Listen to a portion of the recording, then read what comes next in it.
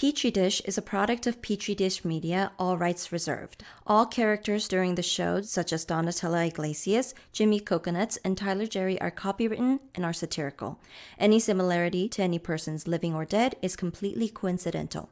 Petri Dish is a science comedy podcast and should not be used as medical advice. Do not get medical advice from a podcast. And therefore, as a free man, I take pride in the words, Ich bin ein Science! Science! I know the human being and Science! can coexist peacefully. This was thou findest. Petri Dish. Guys, this is Petri Dish. I'm Nathan. I'm Sean. This episode, our subject is cancer. This is a two-parter. We're going to start by talking about different types of cancer, what cancer is, kind of some statistical information that's really relevant to cancer. And then in part two, we're going to talk about some of those environmental risk factors related to cancer. And then what are the treatments, new and old, to get cancer out of you? Yes, so because this topic does have to do with human health, we need to toss in a disclaimer up here at the top, which is that we are not a medical advice podcast. Do not take medical advice from us, especially Nathan. Or Sean, fuck that guy. Well, I mean, definitely not me, but I'm not going to give it. If Nathan might tell you to do something, don't listen to him. Vaccines are bad. He's a very naughty boy. They're trying to stop me. The reason why we wanted to talk about cancer is because everyone out there in the world is only 1 to 3 steps away from somebody who has suffered from cancer and has passed away from cancer. Last year alone, 18.1 million people were diagnosed with cancer. Jesus. And about 9.6 million people died from cancer last year. That's 20 times the population of Wyoming. Is it? I actually don't know. Oh, okay. I don't think that many people live in Wyoming. I thought you were being clever for a second, but Yeah, now you're just sass-mouthing me.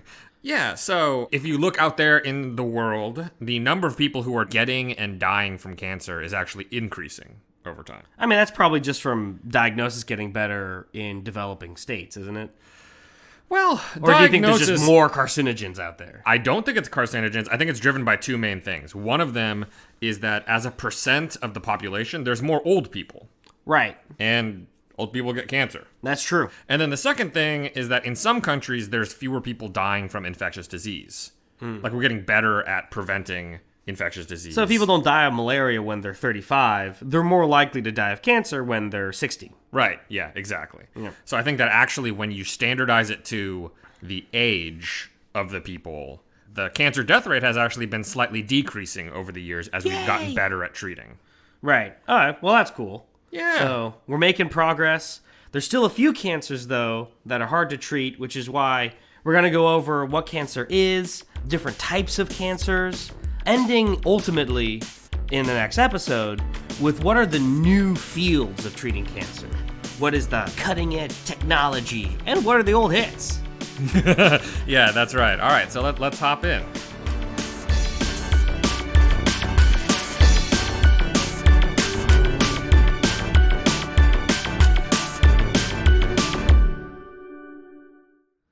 Let's talk about cancer. Sean, what is cancer? So let's start out with a little vocab word. And the first word I want to talk about is the word neoplasm. Okay, neo means new. What Yep. does plasm mean? Plasm, I think, is some Greek person tossed that in there. I think it means shape or mold or form. So it's a new shape. Yeah, it's like a new shape forming in your body. Neoplasm sounds like in Osmosis Jones 2, if they made that or if it's already made, that like Keanu Reeves would play a neoplasm. God, you are so into Osmosis Jones. It's a good movie. Yeah, you keep bringing it up. It has Bill Murray. So the idea here is that in some kind of healthy organ or tissue, you could have some kind of abnormal organization that happens, right? So cells kind of growing in the wrong way or in a weird shape. And the problem is it's kind of like a communist, or it's kind of like a Joker by Joaquin Phoenix, right? It's like you got one, and then it persuades the other ones to be abnormal too. And then it just metastasizes. Well, so the main thing is that Neoplasms are defined by changing up the organization. Okay, so it's like, oh, you had like a nice grid network in your neighborhood with all the streets all nice and straight, and then all of a sudden you got like this like weird fucking set of streets and cul-de-sacs and a stuff. lot of weirdos move in and it becomes a favela. Yeah, okay. Yeah. All right, I'll buy it. And on top of that, so it's not only an organization thing, it's also an excessive accumulation of cells. Like Brasilia in 1960s Brazil and the development of favelas. Yeah, okay.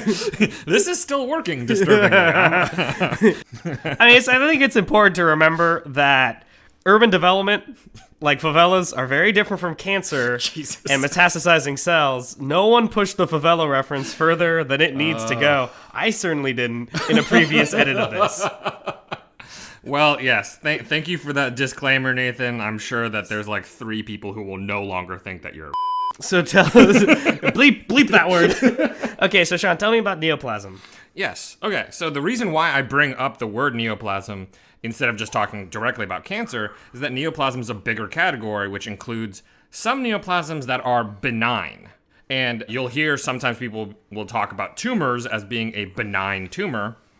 What that means is that it's kind of walled off from the rest of the organ that it's growing in. Okay. And that means that it's not likely to spread at all.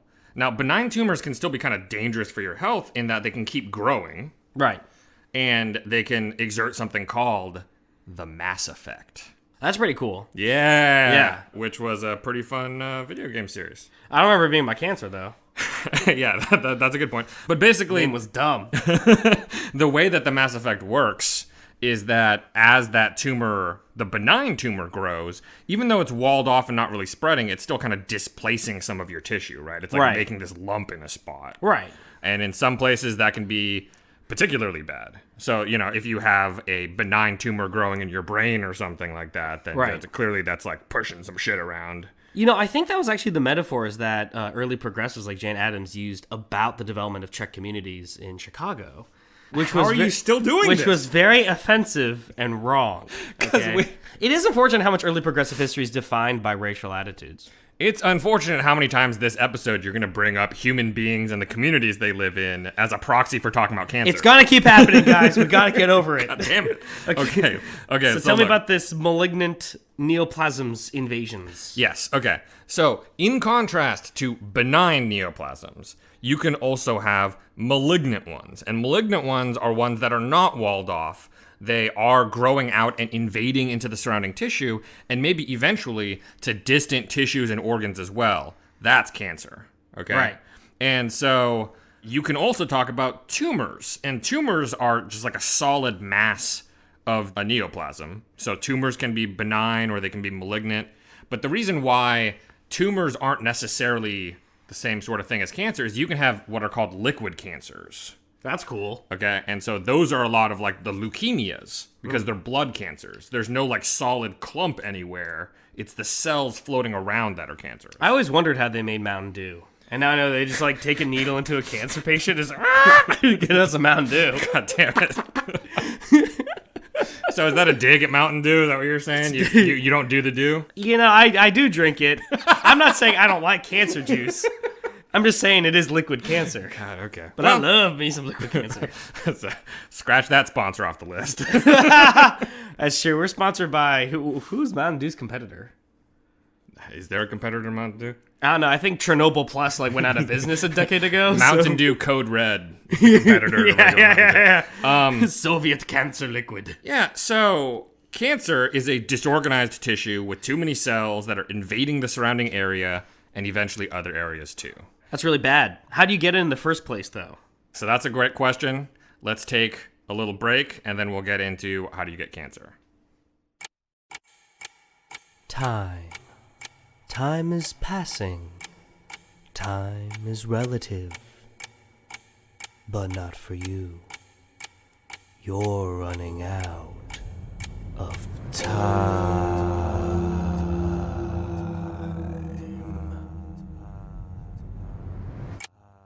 Plan your funeral today with Prudential Life Insurance.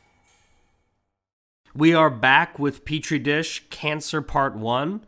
Now that we've talked about what neoplasms are, we have to talk about how you can actually get cancer. And Sean, you told me that your ass aches about this question. Tell me why cancer is such an ass ache.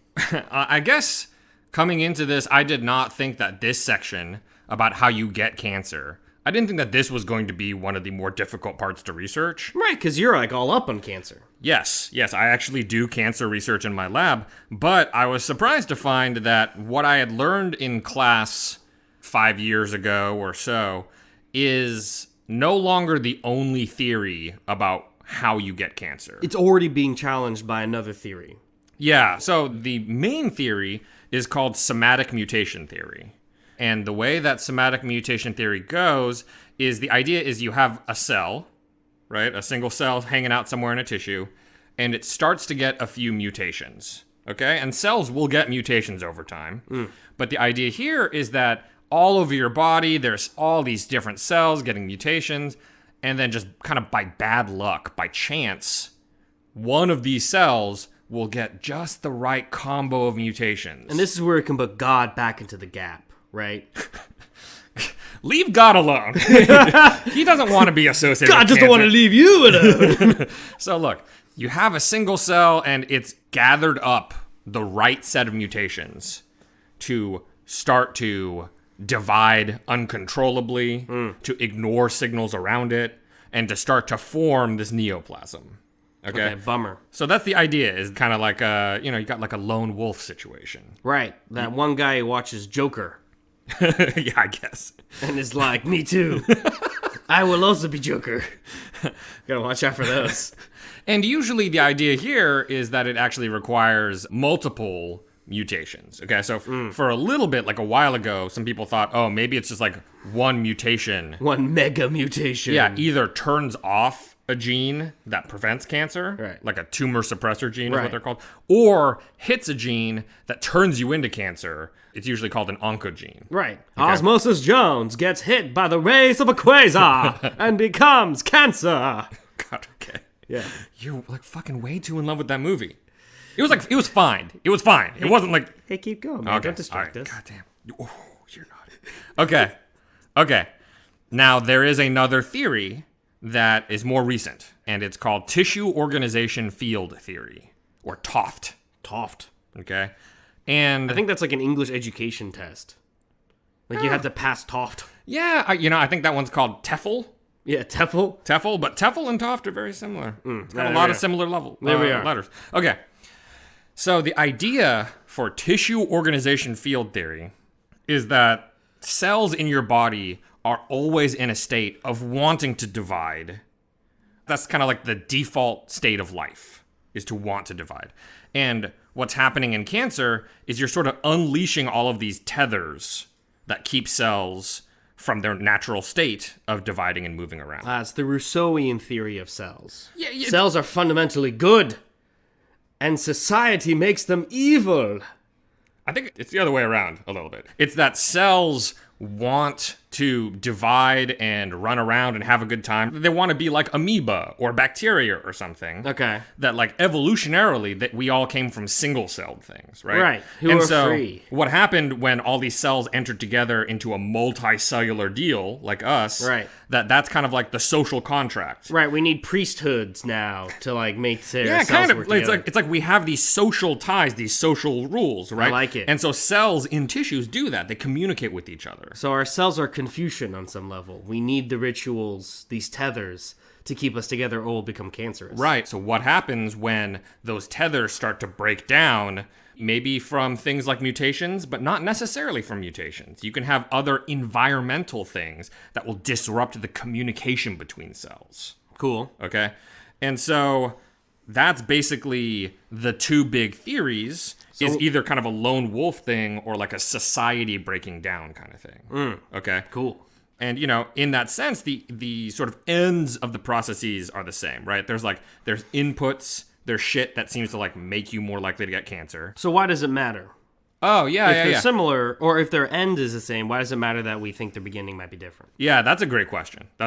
So one of the things was, in a previous episode, in the CRISPR episode, Andre asked, can we use CRISPR to treat cancer? Right. Right. And the idea that Andre was having was you can use CRISPR to genetically modify stuff. And so if what causes cancer is a series of mutations, then maybe you can use CRISPR to cure that. Right, but if Toft is right, then you can't necessarily use CRISPR, really. Right, because it's more of an environmental problem. It's across a bunch of different cells for maybe kind of more nuanced reasons, systemic reasons. You gotta put a jelly on there or something. Right. Something systemic. Yeah, you gotta like rub something on there. You gotta acupuncture. You gotta put something acupoint. Maybe. Yeah. Maybe. But the main point is that in that case, the sort of like really surgical tool of CRISPR, being able to change the DNA of a single cell, that might not be able to solve the problem. I mean, is it possible some cancers operate more off of somatic theory, and then some cancers operate more on the Tofto?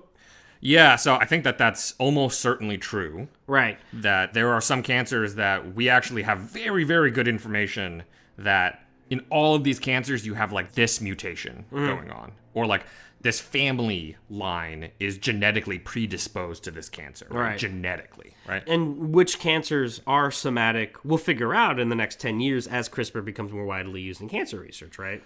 Yeah, and we're already getting some data. I mean, the other part of it is genome sequencing, right? And so as that gets cheaper, more and more people and their cancers are going to get genotyped. We're just talking normal-ass patients. They're just going to do genomic tests and then figure out what is my cancer. Yeah, so there's a process called patient stratification. And what that means is... Where rich people get better treatment than poor people. that might be a kind of patient stratification. Right, that's really patient stratification. We don't talk about that. But the kind that I'm talking about is the idea that it's like in breast cancer. There's all these terms now where it's like, oh, HER2 positive breast cancer or triple negative breast cancer, right? These kinds of markers where you can tell, like, oh, what kind of breast cancer is this? That's interesting. What's the genetic background of this breast cancer? It can actually tell you what kinds of treatments are likely to work or not. Very sexy. But what I will say is that we've started to do some experiments where we've taken people who have cancer and we've looked at the genotype of their cancer, so the DNA. Right. And then we've also looked at the genotype of other cells just on their body. And is that making SMAT or Toft the more accurate theory? More Toft. More Toft. Because what we're seeing is that if you just take like a random cell from your body, you have mutations in it. Right. And if you actually compare the mutations that it has to the mutations in the cancer, It kind of might just look like a cancer cell. they're pretty similar. Right. Including mutations in genes that normally we think of as oncogenes, genes that turn you into cancer. Yeah. So like a regular cell just like hanging out doing a normal job might have these fuck-ups in them, but they're not cancer. They didn't turn into one. Right. So it might be possible that realistically all over our body are all of these cells that could turn into cancer, but it's not a lone wolf thing. It's a breakdown of the society around them. Right. Because like just some lone cancer cell or a cell that could be cancers in a community that's thriving, a bunch of tissue that's doing all right, either it'll be detected and destroyed, or I heard something pretty crazy in your notes, like the cancer cell is told to commit suicide by other cells, and it just like goes straight seppuku on itself. Yeah, so this is a really Lysosomes interesting break thing. down. Yeah, it's a really crazy thing that we're starting to look into more, is how do cells in a tissue communicate with each other? And sometimes cells in a tissue will recognize that a certain cell is like not pulling its weight. Right. Or doing some kind of weird shit. And it'll start to be like, you should kill yourself. Yes. Kill yourself. It's like 13 reasons why. It's fucking evil. Like all the cells start Instagramming the other one being like, just fucking die. You should die. Oh, boy. I mean, that's what it is though, man. Yeah. It's insidious. And what we're thinking about, we want to find ways to, this is a jumping a little bit, we want to find ways to actually go and whisper to that sad cell, die, kill yourself. That's fucked up, Sean. I don't approve of that kind of. That's unethical. Don't you know each cell is a living thing made by God in His image? God's a huge cell. Oh no. So- We've gone so far. Okay, We've so gone anyway. so far. But anyway, look. So I think that there are other aspects of this that also lend credence to the Toft idea. Cool. This newer theory. Okay. So one of them is that if you were to take cancer cells, let's say in mice, because we're allowed to do this experiment in mice. Yes. It's not ethical in people. Right. So if we take cancer cells out of mice and then put them into another mouse, even ones where kind of genetically they're very, very similar to each other, a lot of times cancer won't form. Like these cancer cells just kind of taken out of their context and put into the wrong tissue. Like if you take breast cancer cells and then you put them in the butt, Right. a lot of times they don't form a cancer in that other spot. Nothing lives in my butt. Are you kidding me? You got a diverse microbial community in there. Not even microbial, like a few raccoons. I'm like a kangaroo. I have like 3 koalas up there. You have a diverse marsupial community in there. Kill me! No, it's interesting. So basically you're saying, like, you take one 8chan guy, and he's alone in his basement. He won't do much. But if you take, like, a community of these guys, give them a form like 8chan, and they start to get radicalized. Oh, you want 8chan to come after us? That's true, though, right? Very scary. I mean, that's pretty accurate. Yeah, I think so. Because I think we're all okay with saying white supremacists are a cancer. Yes. Yes, okay, good. So here's another example is that if you take embryo cells and then you put them into certain organs, sometimes those can start to form a cancer because they're kind of out of context. They're in a different situation than they're normally supposed to be. But if you take some cancer cells and you put them into an embryo, the embryo just forms normally and you don't end up having cancer. Okay, well, that's good. Basically, those cancer cells can be reprogrammed and told by the rest of the embryo what they're supposed to turn into. So you'll end up having completely functional organs that were originally from a cancer cell. Wow, so you could take a single cancer cell and put it in a uterus and make a baby. Well, you mix it with like a zygote. That makes more sense. Yeah. So, you know, Cancer baby. and another thing that's known out there in the cancer world is that some cancers have more mutations than others. Cool. Okay, but they're still capable of being cancer. So all in all, I think a lot of the evidence suggests that there might be some cancers that are very genetically driven, but a lot of them, it seems more reasonable that it's more of kind of a community tissue-based issue here. Okay, well, before moving on, I've noticed something here. You say there's fungi in pancreatic cancer? Oh, yeah. So cancer... What the fuck are you talking about? Right. So if cancer were just a mutation thing, you'd kind of expect that to be relatively straightforward to look at. But what we've seen is that there are microbes, bacteria, and fungi that we think actually might be related to the start of cancer. Wow, okay. So in pancreatic cancer, they have found little fungal cells, pathological fungal cells hanging out inside the pancreas. And just to be sure, pancreatic cancer, isn't that one of like the ones that you have like a 95% death rate or something? Yeah. So I think last time I looked, it's like 9% survival over the course of 5 years. Jesus, so those people are getting killed and there's little fucking fungi in there. Right, and in this experiment that they did in mice, if they gave the mouse an antifungal oral treatment first and then gave them chemo, the chemo worked better. Interesting. So it was like the antifungal was like killing some of this fungi off first, and then the chemo came in and did a better job. So we don't exactly know what the fungi are doing, but we are seeing that, like, it seems like it has some sort of relationship to the cancer. Yeah, it's going to be really complicated to kind of dig in and figure out how the fungi is having an effect, but it does seem to be doing something. And in colorectal cancer, there's bacteria that are in that cancer, and if you treat the bacteria with antibiotics and then do chemo, you also see that go better. All right, and if I remember correctly, bacteria is coated with, has a protein coat, right? Different bacteria, the gram-negative versus gram-positive. All right. So how do we get rid of this bacteria then for this colorectal boy? Right. So actually, one of the cool things that people are trying to do is use phages, which are those viruses that attack bacteria. Right. So some people are thinking, let's give people phages first and then chemo. Okay. Or even just take phages and like super glue chemo drugs onto the phage. Right. And then that way they infect the bacteria, kill the bacteria, and deliver the chemo. Cool. So guys, we're going to take a break. Yeah, and when we get back, we're going to talk about the different kinds of cancer. My name is Tyler Jerry. Every second, 4 babies are born. If you didn't know that, you're an idiot. And while I insulted you, 32 more babies were born. Whoa! There's another 4! And only 4 to the power 4 are even mine! That's too many babies. You need birth control. But many are loaded with dangerous hormones straight from the cock of Big Pharma.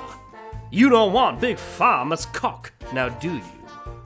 That's why I'm offering my own Tyler Jerry Traditional Occidental Birth Control. This is a family recipe passed down since Agincourt. And besides the times it didn't work, it's worked for hundreds of years. We use all natural ingredients sourced from across the former British Empire, like the whitest hairs off the Queen's own head, petrified Zulu liver, Gandhi's wet diaper, and leeks. This'll plug you right up. In the time this ad took, 7 million babies were born, in Cathay alone. So buy Tyler Jerry's traditional Occidental birth control today. Very not approved by the FDA. Okay, we're back with Petri Dish. Let's talk about the different kinds of cancer there are. How they're gonna get you. Yeah, okay. So, because I think a lot of people are going to end up hearing some of these words, that's kind of why I want to go into them, okay? And so a lot of cancers are named after what kinds of cells they come from. So you have carcinomas, they're from epithelial cells. Those are kind of like the surface cells of a lot of organs and tissues. That sounds like a fallen angel from Diablo series. Who? Which one? Epithelial. Oh, okay. Yeah, Oh, yeah, Yeah, like the angel of death or something. Yeah, it's got kind of an angel-y name. I like it. And then you can also have sarcomas, which is another kind of cancer. Those are from mesenchymal cells. You like that word? Okay, so we got angelic cells. We got like Jewish vaudeville cells. What else we got? Okay. And then if you have a cancer of your hematopoietic cells, then you would have a lymphoma or a leukemia. Wait, actually, take a step back. Where even the fuck are these cells? Like in your body? Right. Okay. So here's the reason why cancer naming is sometimes a little bit complicated, is because epithelial cells are in pretty much every organ you have. Ah, okay. Okay. So you would say, oh, there's some lung epithelial cells, or there's some small intestine epithelial cells. Interesting. So you could have lung cancer, but it could be different types of cancer because it's different types of cells within the lung. Right, exactly. And in some cases, one is much more common than the other. Okay. So and are some much more dangerous than the other? Oh, yeah. Yeah, big time. Big time. So, for example, in pancreatic cancer, the most dangerous kind of pancreatic cancer is a carcinoma. In the pancreas. Interesting. But in other cases, like hematopoietic cells are not in all the organs. Yeah. Those are cells that form your blood, including your red blood cells and your white blood cells. It's also a type of ancient Greek verse based on rhythms of six. Because of the poetic part? Yeah. Yeah, you slut. Okay. So, leukemias and lymphomas, those are the liquid neoplasms I was talking about. That's like if you have your immune cells be cancerous. That sucks. Cancerous B cells and shit like that. Damn. Yeah. So that can be a bummer. Who watches The Watchmen? Yeah, that's a good question. Yeah. Because they start to go freaky on you. Yeah. Okay. And you can also have cancer of your germ cells. Okay. And the germ cells are the ones that are like making your eggs and sperm. Oh, those kind of germs. Yes. Children. Yeah. It's like germinate. You know what I mean? Yeah, It's like Yeah, that makes sense. It's like get the juices flowing. I mean, germs germinate in a way too, right? Why do we call germs, actually? That's a good question. I'm not sure whose fault that is. Well, I think it had to do with like life forming out of, like that a makes pot sense. with It is germinating, right? Yeah. Because like one bacteria becomes two later, two becomes four later. Is this a song that exists? Yeah, it's from SpongeBob SquarePants. Okay. Fuck. Sings it with plankton. All right, so look. Out of the germ cell ones, there's different kinds. There's like germinoma, embryonic carcinoma, and then one that we'll talk about later because it's really popular. It's called teratomas. Dude, all these words are so cool. Geranoma is a type of flower. Teratoma is like a really fat stegosaurus. I don't have much for the embryo one. That's funny because I thought that's the one you were going to go the most controversial. I mean, it sounds like an embryo. Yep. You can also have melanoma, blastomas, really weird ones like gliomas, meningiomas. These are all named after the kinds of cells that they come from. So blastomas is myoblastus. I think they are from something called a blastocytic cell. Okay. Or whatever. Let's not worry about it. Okay, cool. That's what blastocytosis is.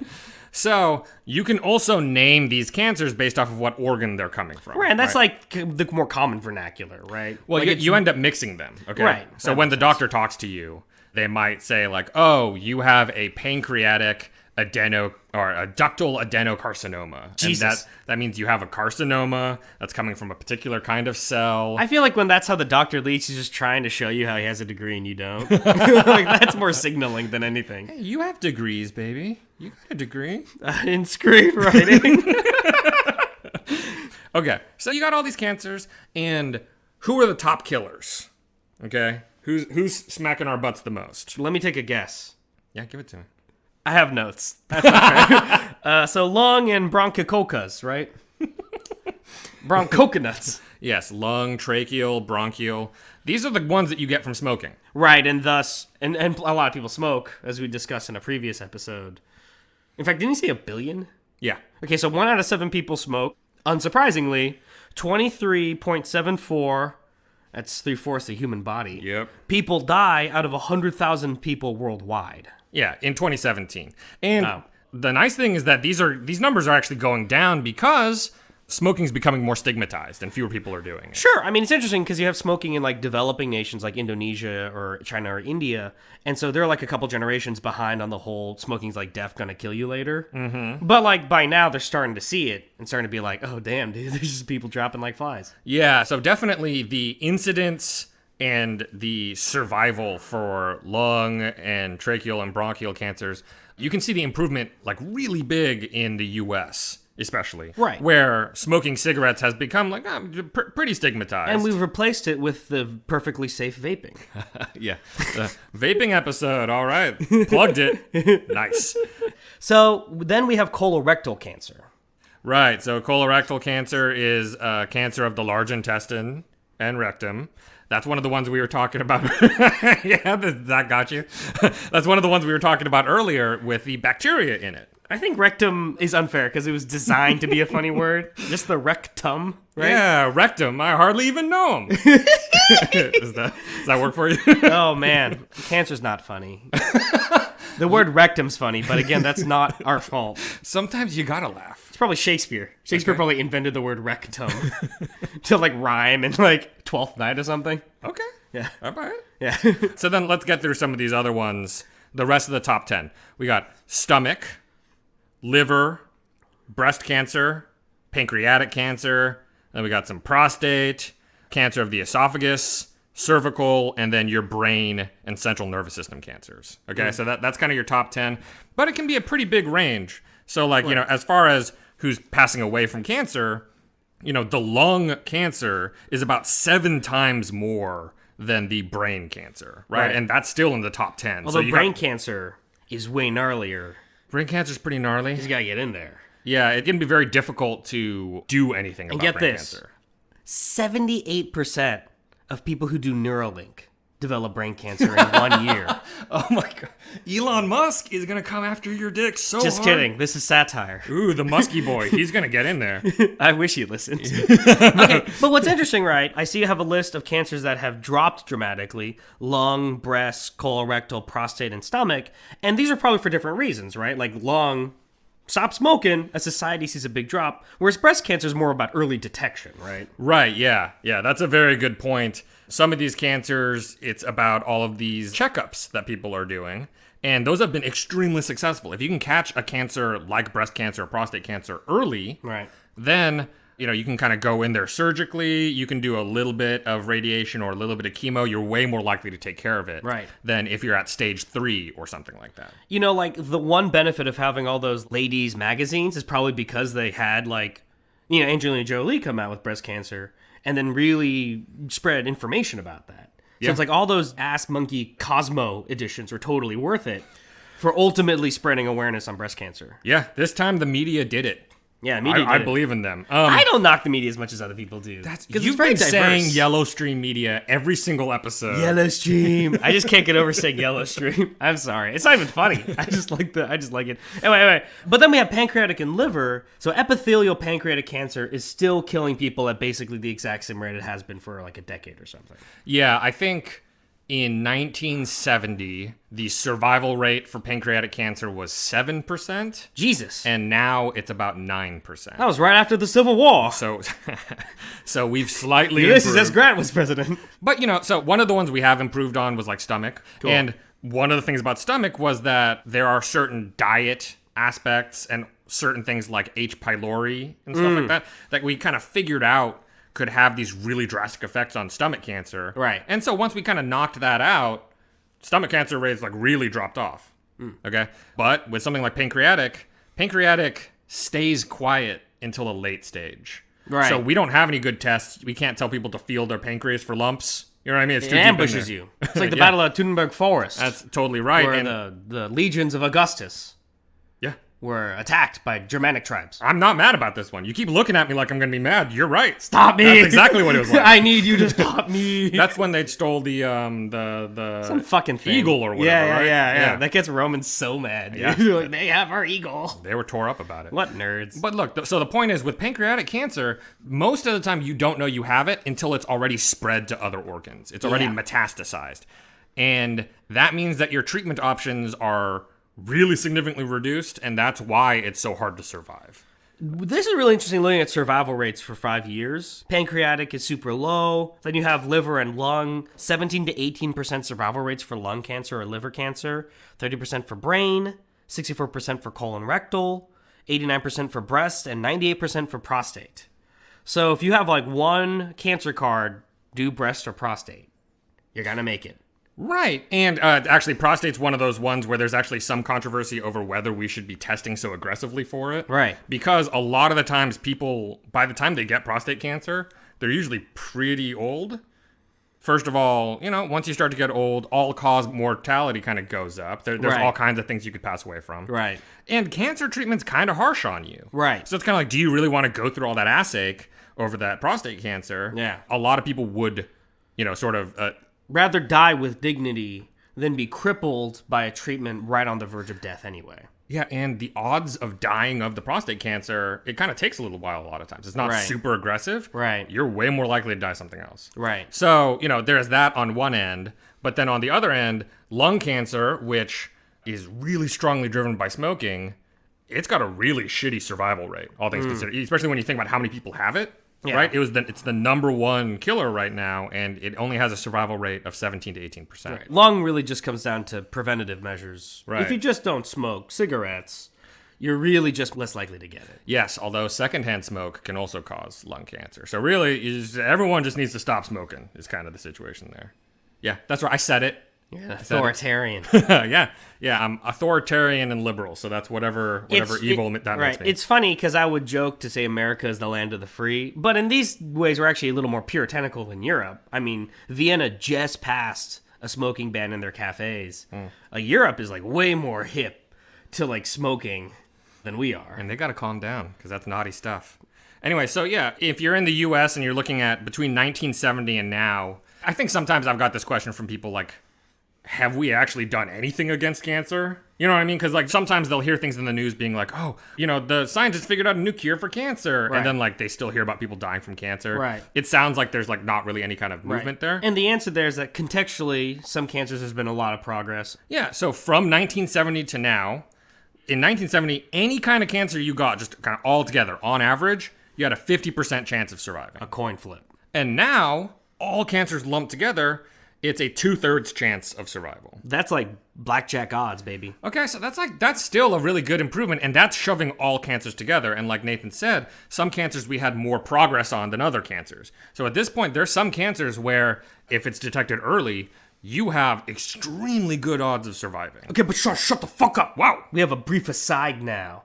On Pterosaurus stegosaurus. Yeah. Polynesian stegosaurus. Okay, so I've actually gotten a request to specifically discuss teratomas. Who did that? It was, Was it Anna? No, it was... Shout out to Anna. Sure, we can give Anna Anna a shout. Koresh. It was actually a request from a soon-to-be PhD doctor style, Matilde, who I think at some point we're going to have on the show to talk about skin. It is amazing how you would abandon a life as a German nun to become a scientist. That's because of the name. That name is awesome. I'm pretty sure she's a Latino. So Oh, well, I mean, that happens. It's a pan-Catholic society, right? That's true. Yeah. That's true. Okay, so teratomas are tumors, okay? And they can either be benign or malignant, right? So we were talking about neoplasms. Teratomas can be benign or malignant. And the thing is, they are germ cell cancers. So the most common teratomas are happening in the germ tissue, so like ovaries. are probably the most common place that you get it, but you can also get testicular teratomas. And infant tailbones. Right, yeah. Sounds like a witch ingredient. There's this kind of weird thing with infants where their tailbone is a spot where you kind of have these cells that are sort of germ cell-like. Huh. And so you can kind of very, very rarely get a teratoma there. Is that like because, monkeys would develop tails and we just that's a vestigial thing for us? So tailbones are definitely vestigial. The reason why you kind of have this weird clump of germ cells there is because your tailbone in sort of the embryo development is an organizing spot for your spinal cord formation. And that's important. Yeah. There's a lot of stuff in there. That is very important. And so that little it's just this little nubbin of cells helps organize your entire spinal column and your brain. A little bit of nubbin makes the spinal cord strong. So there, you can make teratomas there. The thing is, they are germ cell cancers. And since they're forming from the cells that make sperm and eggs, that means that they're sort of like embryos. Okay, that's cool. In that they can often form all kinds of body parts and tissues. Right, it's like at the very end of Akira, where the guy blows up and then we have a little embryonic child and the destruction of the city. Sure, except it's not usually that neatly put together. Sure, if you take a teratoma out and you look inside, sometimes you'll find hair, sometimes you'll find teeth. Okay, so it kind of looks like the thing in Total Recall. It's like, start the reactor. Yeah, except that is like a little bit better organized nicer than a looking. teratoma. Yeah. Teratomas are really messed up looking inside. Oof. And you can have lots of different kinds of tissues all mixed together. That's pretty gross. Pigmented optic cups. Ah, gross. So these just got a lot of really gnarly half-formed cancer shit. Right. Ugh. So there was an experiment that was done with mouse embryo cells. And when you take those embryo cells and you put them into another mouse, you start to get a teratoma forming. Or technically a teratocarcinoma, but whatever, same deal. So you can start to form one just from taking embryo cells and shoving them into a random all sorts spot of wrong in the mouse. places. Yeah, exactly. Right. So then you start to have this growing, and then you can take that, cut it into a bunch of pieces, and then put it into more mice. And then those mice will also get teratoma. Jesus. And then you can keep going generation through generation, right? So you can basically take the original cells, turn them into a bunch of these teratocarcinomas over time. And, theoretically, they should start to get kind of messed up, right? Like they're going through generations, so they should be kind of evolving and mutating and everything. But what you can do is 200 generations later, you can take some of those teratomas and you can basically mix them in with another mouse embryo, and then that mouse will be born without any tumors, with all of the functional organs that it's supposed to have. And if you look at its heart, or you look at its lungs or something, the lungs will be half and half. They'll have some cells from the original embryo, and then they'll have some cells that are from the teratoma. Huh. But they all form normally.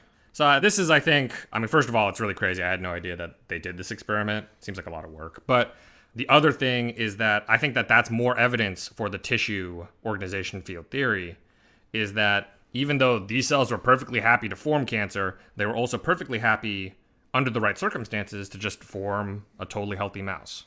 I'll be goddamned. Yeah, so that's pretty crazy. Huh. So teratomas. Yeah. Wacky shit.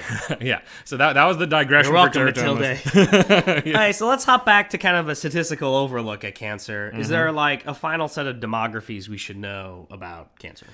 Yes, so I think that this is something that's becoming more and more popular to talk about, and I think it's good that people are aware that there are race disparities in cancer outcomes. So these are differences in both the diagnosis and treatment for cancer among different ethnic groups. And you can have differences in the risk factors. You can have differences in comorbidities or other diseases they have at the same time.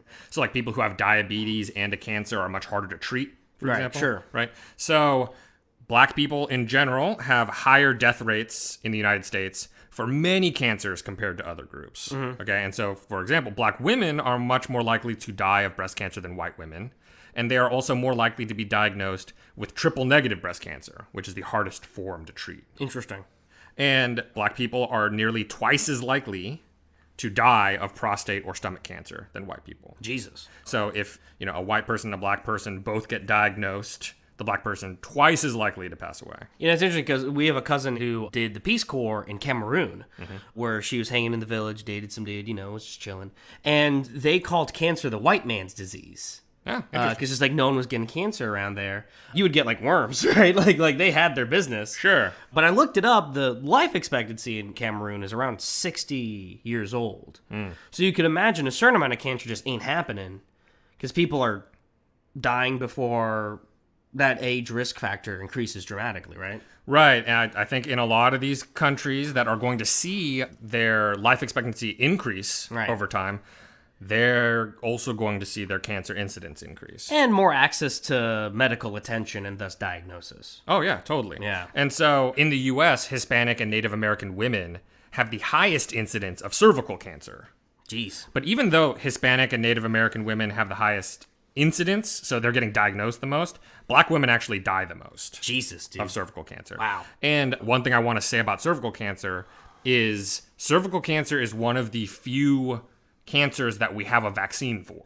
So that's like a really treatable thing. Yes, and I think that a lot of that comes down to health access and health information about what that vaccine can do for you and how to get it effectively and combating any kind of fears or concerns about it. That, by the way, is the HPV vaccine. Right. The HPV vaccine can actually prevent the incidence of cervical cancer. This is really something that should be happening much less.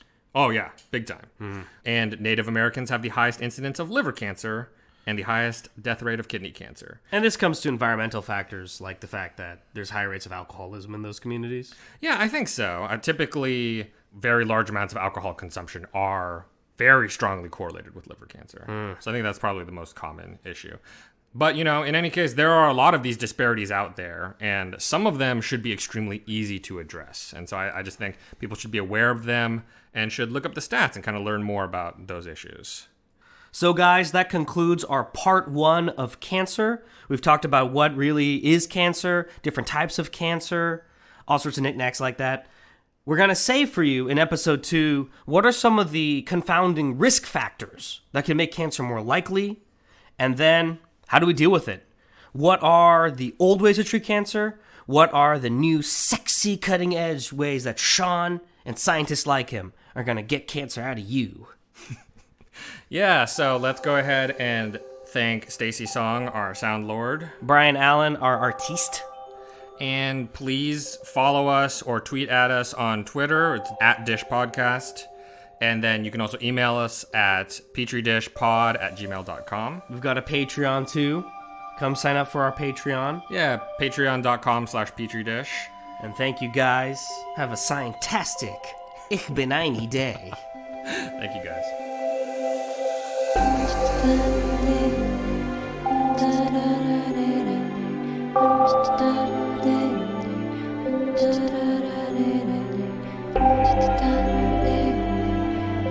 Da